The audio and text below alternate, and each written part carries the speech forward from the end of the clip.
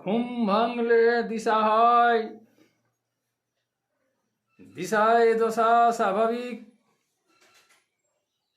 আবার দশায় দিশা। অঘোর একটি দিশা আছে, অঘোর হয়ে থাকে। ঘোর দিশাটি ঘটলে পরে দৃষ্টির হানি ঘটে। দৃষ্টি দিয়ে দেখে না আর,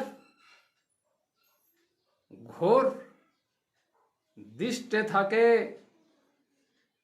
পরিণাম দৃষ্টের দৃষ্টিতে ঘটে। ঘটে যাওয়া ঘটনার সর্বনাশ ঘটে। ঘুমের ঘরে স্বপন দেখা